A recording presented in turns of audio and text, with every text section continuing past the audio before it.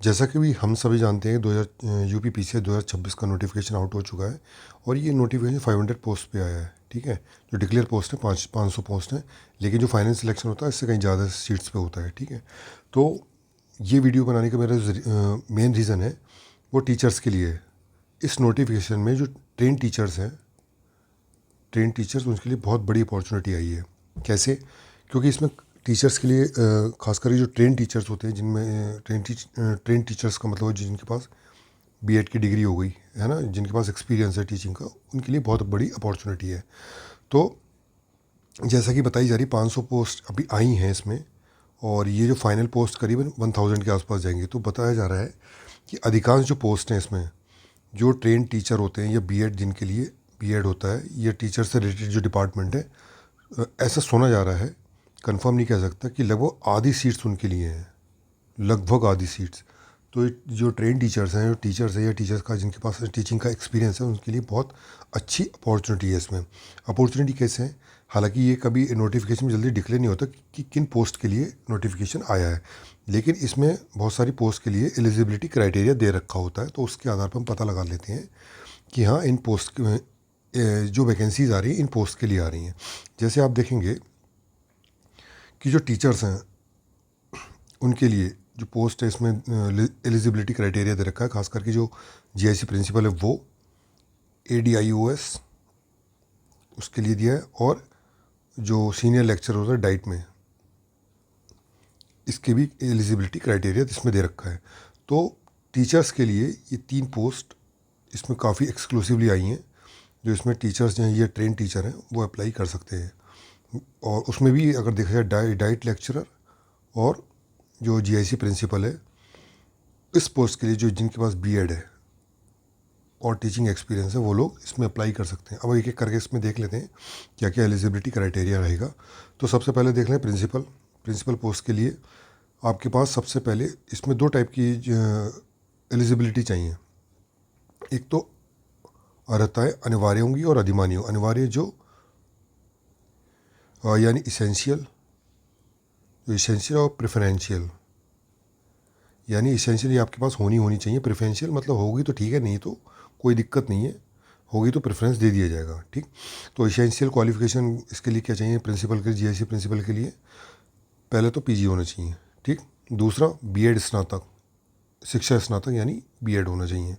साथ ही साथ high school, intermediate या हायर एजुकेशन में किसी गवर्नमेंट विधि द्वारा स्थापित या सरकार द्वारा मान्यता प्राप्त किसी भी यूनिवर्सिटी, स्कूल, इसमें आपके नियुक्त हो, और कम से कम 3 साल का पढ़ाने का एक्सपीरियंस होना चाहिए।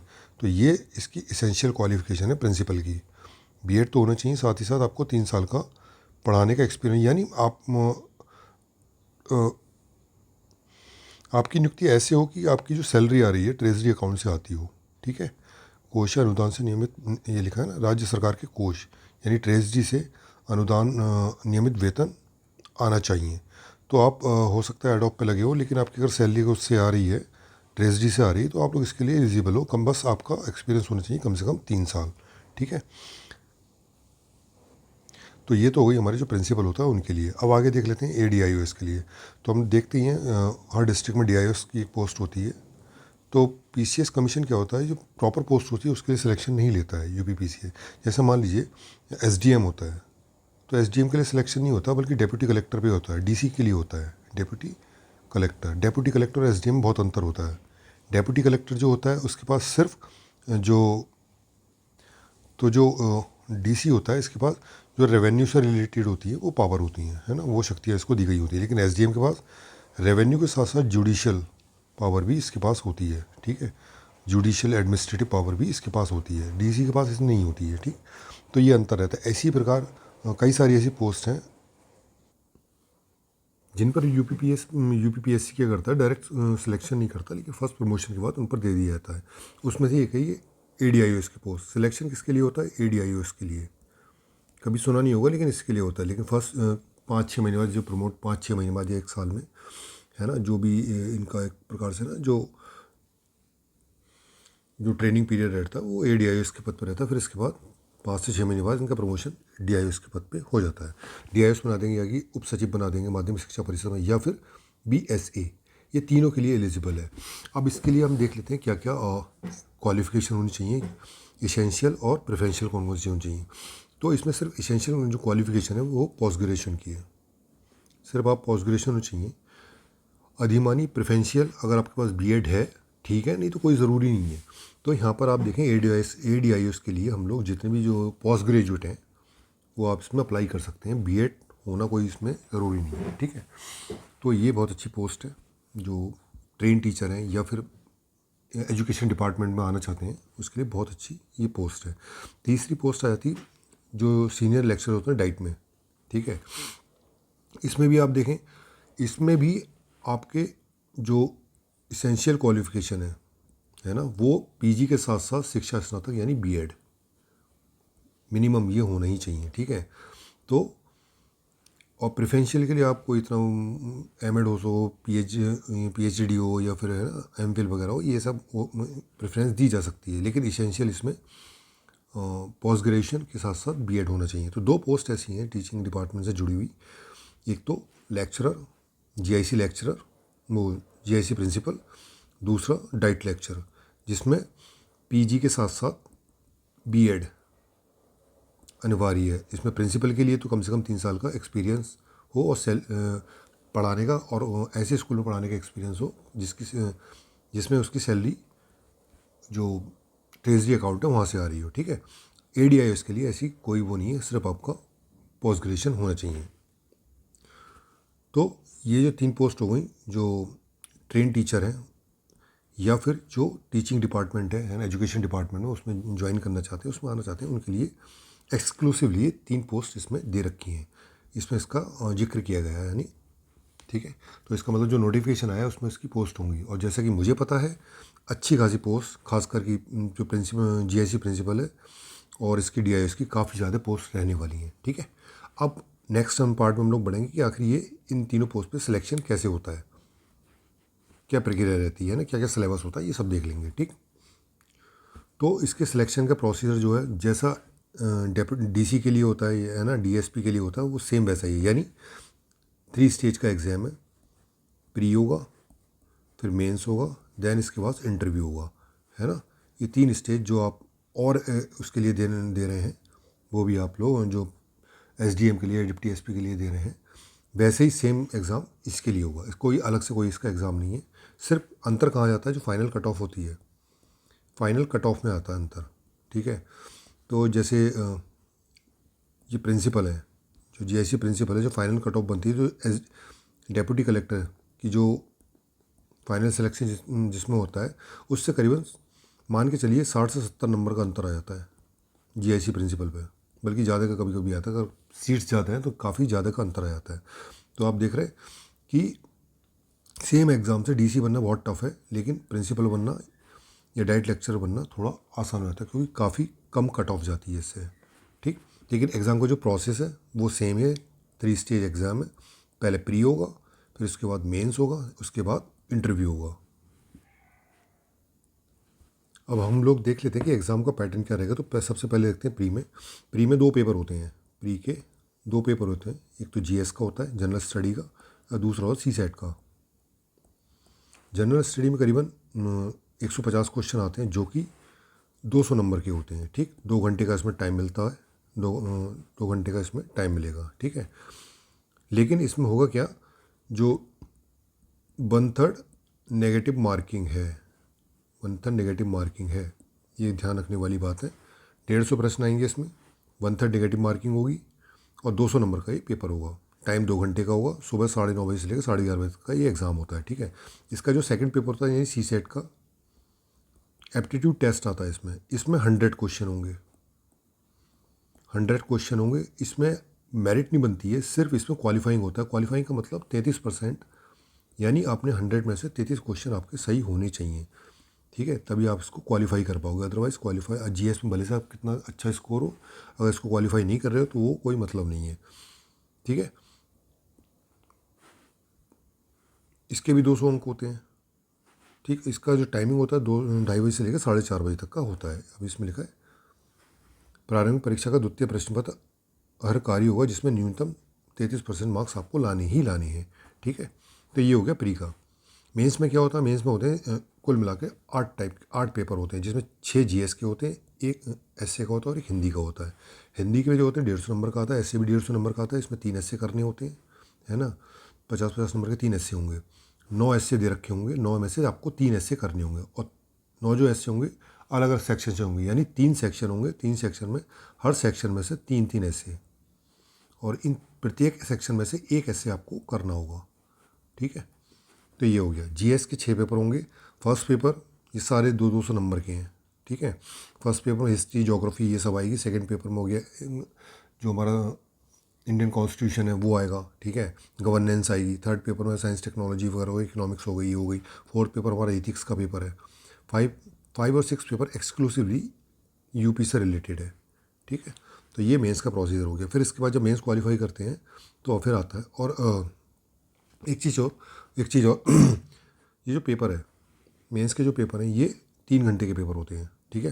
जब प्री क्वालिफाई करेंगे तो आप 3 घंटे ये मेंस के पेपर देने पड़ेंगे।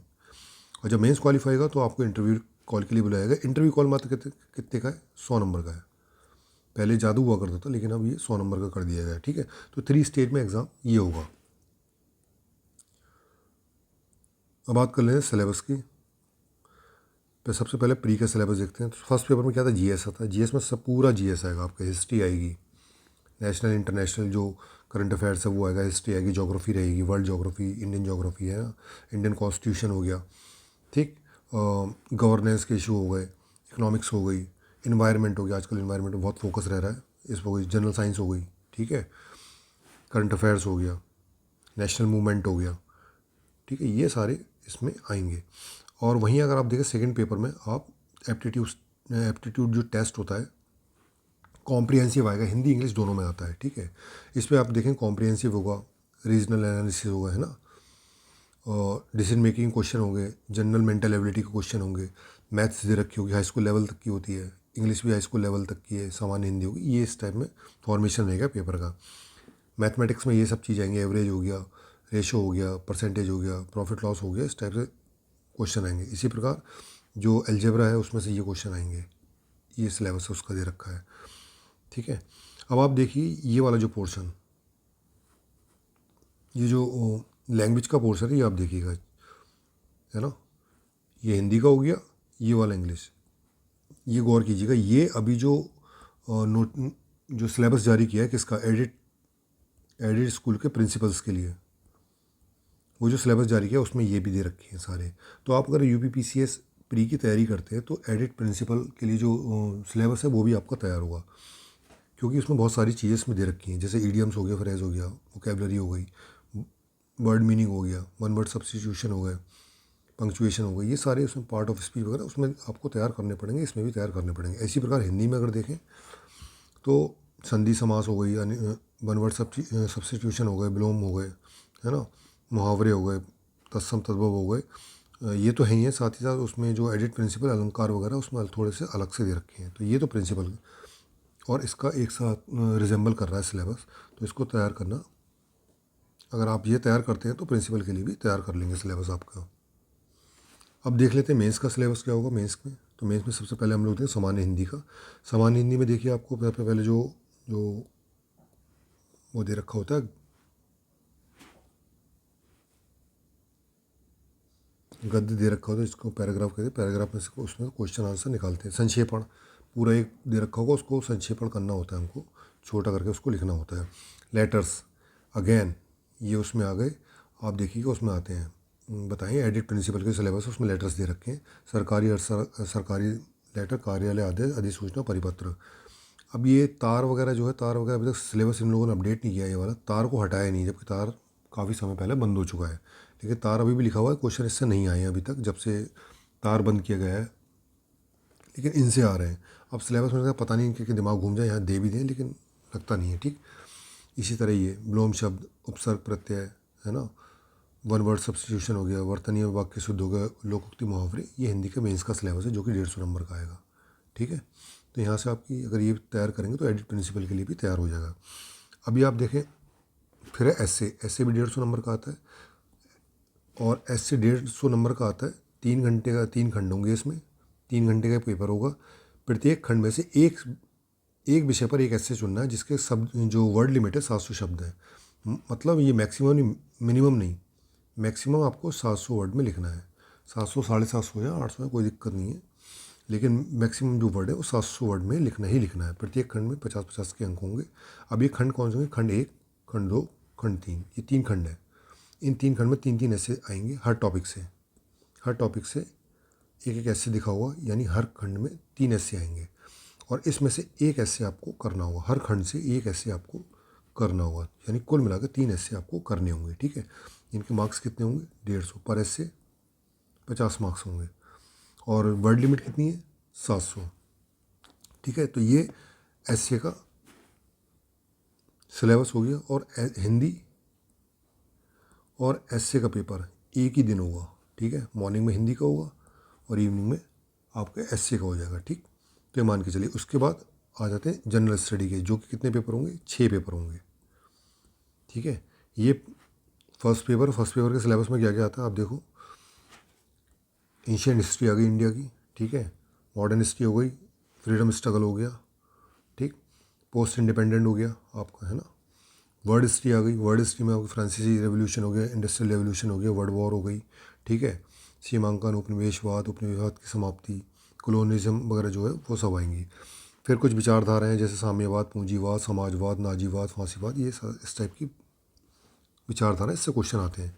फिर इंडियन सोसाइटी, उसकी विशेषताएं, इसके ऊपर क्वेश्चन आया। महिलाओं से रिलेटेड जो भी इश्यूज़ हैं वो इसमें आएंगे। फिर LPG, ग्लोबलाइजेशन, प्राइवेटाइजेशन और लिबरलाइजेशन, इससे क्वेश्चन आते हैं। और ख़ास करके इसके भारतीय इंडियन सोसाइटी है, राज्य व्यवस्था, समाज की संरचना, इस पर क्या इम्पैक्ट पड़ता है। डायरेक्ट क्वेश्चन आते हैं कि ग्लोबलाइजेशन है उसका भारतीय समाज पर क्या फ़र्क पड़ रहा है, क्या प्रभाव पड़ रहा है, भारतीय राज्य व्यवस्था पर क्या प्रभाव पड़ रहा है, महिलाओं पर क्या पड़ रहा है, किसानों पर पड़ रहा है, ऐसे क्वेश्चन आते हैं इसमें। फिर आप सांप्रदायिकता, रीजनलिज्म, सेकुलरिज्म, ये है। फिर जोग्राफ़ी का पोर्शन आ गया इसमें। वर्ल्ड जोग्राफ़ी हो गई, फिजिकल जोग्राफी, भूकंप, सुनामी, ज्वालामुखी वगैरह ये सब आएंगी। सामुद्रिक संसाधन ये हो गया। मानव प्रवास हो गया। सीमा और सीमांत हो गया, हर सीमा और सीमांत हो गया। जनसंख्या और अधिवास, इसके प्रकारों को। तो ये फर्स्ट पेपर हो गया। सेकंड पेपर इसी प्रकार इसमें आएगी इंडियन पॉलिटी, जो Indian polity and governance system है। इंडियन पॉलिटी और जो गवर्नेंस सिस्टम है उसके ऊपर क्वेश्चन आएंगे। ठीक है, ये आप देखिए। ITC का यूज़, खास करके जो गवर्नेंस सिस्टम है, कैसे ITC का यूज़ हो रहा है वो इसमें आएगा। फिर NGOs हो गए, सेल्फ हेल्पिंग ग्रुप हो गए, ये सब इससे क्वेश्चन रिलेटेड आते हैं। फिर क्या था, फिर इसमें आप देखें जो पॉलिसीज़ हैं, संवेदनशील वर्ग हैं, PV, उनसे रिलेटेड क्वेश्चन आएंगे। फिर इकोनॉमिक्स का पोर्शन आ जाता है ना। इकोनॉमिक्स, एक मिनट। फिर ये गवर्नेंस का पोर्शन आ गया इसमें। ठीक है, फिर तो ये सेकंड पेपर का सिलेबस हो गया। थर्ड पेपर में क्या कहता है? थर्ड पेपर में आपकी इकोनॉमिक्स आती है, एक्सक्लूसिवली इकोनॉमिक्स आती है। एग्रीकल्चर से आएंगे क्वेश्चन आपके। ठीक है, लैंड रिफॉर्म्स हो गए, फूड प्रोसेसिंग इंडस्ट्री हो गई, साथ ही साथ science and technology, science and technology के क्वेश्चन आएंगे।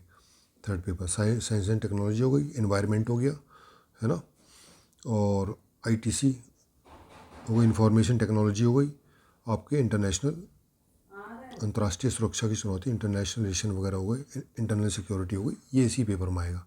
ठीक, फोर्थ पेपर एथिक्स का पेपर है। एथिक्स में ये सब आएंगे। एथिक्स क्या होता है, एटीट्यूड क्या होता है, एप्टीट्यूड क्या होता है, इमोशनल इंटेलिजेंस क्या होता है, गवर्नेंस में एथिक्स का कैसे यूज़ किया जाएगा, है ना, प्रॉबिटी इन गवर्नेंस, ये फोर्थ पेपर हो गया। फिफ्थ और six paper exclusively Uttar Pradesh. तो पाँचवा और छठा पेपर जो है एक्सक्लूसिवली यूपी से जुड़ा हुआ है। इसमें यूपी की हिस्ट्री हो गई, यूपी की हिस्ट्री हो गई, है ना, यूपी का समाज है, सोसाइटी है, वो हो गया। यूपी की पॉलिटिक्स हो गई, यूपी में गवर्नेंस हो गई, कानून व्यवस्था हो गई, है ना, यूपी से रिलेटेड जो भी इश्यूज़ हैं वो हो गए। इकोनॉमिक हो गई यूपी की, है ना, इंडस्ट्री हो गई, डेमोग्राफी क्या है वो हो गया, इन्वायरमेंट हो गया, एग्रीकल्चर हो गया। ये सारे 5 और 6 पेपर में आएंगे। तो 6 पेपर ये आपके हो गए GS के मेंस के लिए। मेंस क्वालिफाई करने के बाद इंटरव्यू कॉल होती है। इंटरव्यू आपके 100 मार्क्स का होता है। फिर उसके जब इंटरव्यू कॉल होगी तभी आपको जो फॉर्म दिया जाएगा उसी में प्रेफरेंस होती है भरने के लिए। तो आप जैसे डेप्यूटी कलेक्टर के लिए प्रेफरेंस देते हैं, एसडीएम के लिए, डीएसपी के लिए देते हैं, उसी में प्रेफरेंस दे रखी होती है। तो आप चाहें तो प्रिंसिपल के लिए, है ना, एडीआईओएस के लिए अलग से प्रेफरेंस भर सकते हैं। जब प्रेफरेंस भरेंगे उसमें तो आप उसको प्रेफरेंस को रैंक वाइज देते हैं आप, ठीक है। तो इसमें आप प्रेफरेंस दे सकते हैं डाइट लेक्चर के लिए, प्रिंसिपल के लिए, या फिर एडीआईओएस के लिए, ठीक। तो इस तरह से टीचर्स के लिए, जो खासकर ट्रेन टीचर हैं और जो सिंपल पोस्ट ग्रेजुएशन है और टीचिंग डिपार्टमेंट में आना चाहते हैं, उस उनके लिए 2026 की वैकेंसी में बहुत अच्छी अपॉर्चुनिटी है। तो इस वीडियो में बस इतना ही। Thank you so much.